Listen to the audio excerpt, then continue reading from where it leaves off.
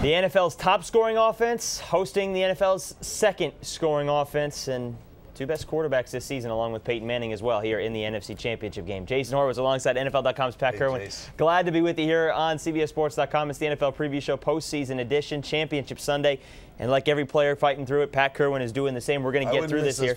No, you wouldn't, because this should be one of the best championship games, at least. And we saw this one coming in October. Of course you did. You called all of this in October.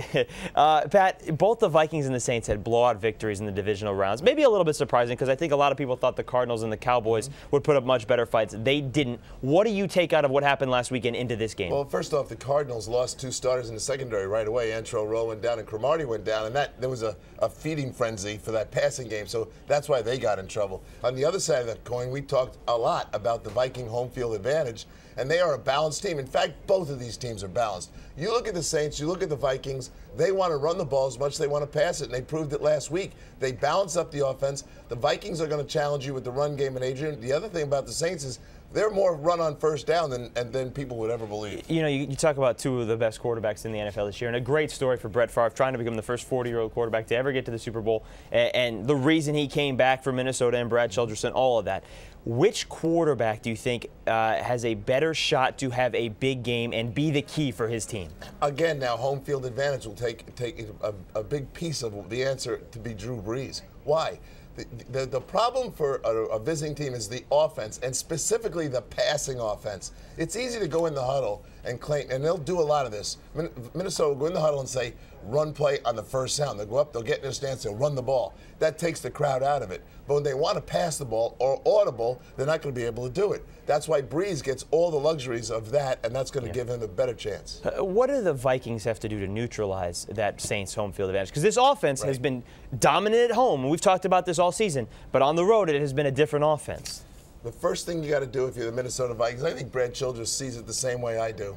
Go in there and get Adrian Peterson running the football, and go after this team that over the last 5 games has given up 689 yards rushing at 4.8 a carry. You've got to take advantage of that. And so you're in the huddle and you're doing a lot of down sound run plays. What's that mean? Watch them come out of the huddle. You see those guys go up to the line of scrimmage and get right down in a stance. You should be anticipating a run play right now. And Charles Grant's not here anymore, the left defensive end. Not a great pass rusher, a very good run defender. Look for them to run the ball behind Phil Notholm. There are great pass rushers, though, in this game on both sides of the ball. The Vikings led the NFL with 48 sacks. Of course, you got Jared Allen on one side, Ray Edwards, who's nursing an injury, but he's going to be questionable, but expected to go on Sunday for the Vikings. On the other side, Will Smith, maybe one of the more underrated pass rushers in the NFL for the Saints. Which offensive line do you think is more poised to hold up against these great pass rushes? I happen to like the Viking offensive line. After I watched Bryton McKinney last week and how he handled DeMarcus Ware, their stock went up for me. And Phil Notholm did a pretty good job, too. They are on the road. There's going to be some problems with snap count stuff, but I think Brett Favre does such a good job of helping the young guys through it.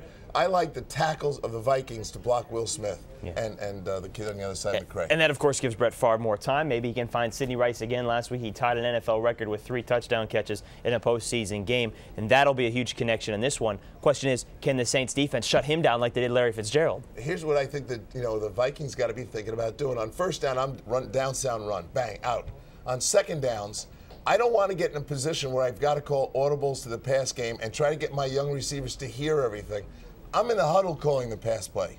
And then if I go out there and I see a run situation, I'll take it. That's easier because now I'm just talking to the lineman and the guys are going to release off the line. Last week, Pat, you said that Reggie Bush would be the X factor for the Saints. Is he the X factor again? The X factor in this game are the returners. Now, Reggie Bush had a phenomenal day, and we all love what we saw. But Percy Harvin's on the other side, and the Saint coverage units are not as good as the Viking units. It could be Percy Harvin this time. All right. It's a huge game. It's essentially coming down to 50-50. A lot of people like the Vikings. A lot of people like the Saints. We'll see if New Orleans get to its first Super Bowl. Minnesota has a lot in its past, not in recent history. Who are you taking? I knew you were going to ask me this question at the end of the day. I ask you this question for every preview. That's right. And as much as I love the Vikings and want to see Brett Favre go, I've got to stay with the home team. You look at the home teams in this championship round, they have 4-1 in the AFC in the last 5 years, 4-1 in the NFC. I do see home field as an advantage.